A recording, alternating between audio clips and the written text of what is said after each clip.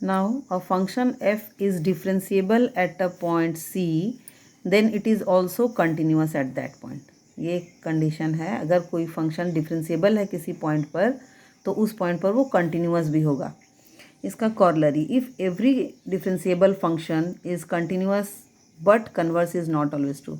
Every, ये differentiable अगर किसी पॉइंट पर है तो वो उस पॉइंट पे कंटिन्यूस होता है. इससे कंक्लूजन हम लोग निकालते हैं कि एवरी डिफरेंशिएबल फंक्शन, जितना भी डिफरेंशिएबल फंक्शन है वो कंटिन्यूस होता है, क्योंकि अगर किसी पॉइंट पर वो डिफरेंशिएबल है तो उस पॉइंट पे कंटिन्यूस होता है. सो उस कहीं भी अगर वो फंक्शन डिफरेंशिएबल है तो वो कंटिन्यूस भी होगा. But converse is not always true, लेकिन इसका जो कन्वर्स है वो हमेशा ट्रू नहीं होता. That is every continuous function is not differentiable always.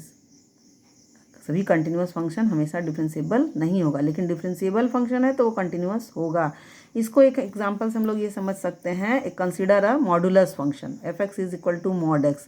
एक फंक्शन को कंसीडर कर रहे हैं. अब इसके देखेंगे कि ये फंक्शन कंटिन्यूस है तो डिफरेंशिएबल भी है कि नहीं, इसको चेक करना है.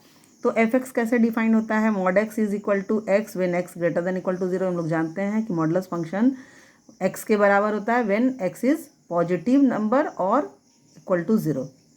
So fx is equal to x and fx is equal to, that is mod x is equal to minus x when x is less than 0. Negative number कोई होता है तो mod x is equal to minus x. ये modulus function का definition हम लोग पढ़ चुके हैं क्लास 11 में भी.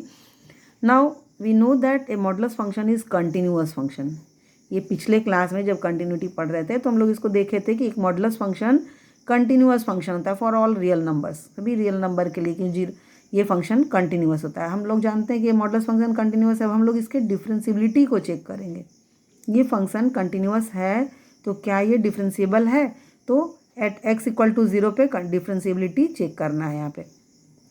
अगर ये फंक्शन डिफरेंशिएबल होगा at x equal to 0, then left hand derivative at x equal to 0 is equal to right hand derivative at x equal to 0. ये दोनों बराबर हो जाएगा.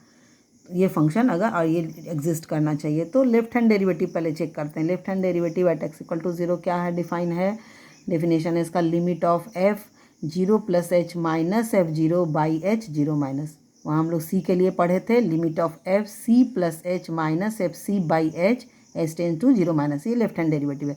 अब 0 plus H, F 0 plus H is F H और F 0 x जब 0 है तो फंक्शन का वैल्यू क्या है?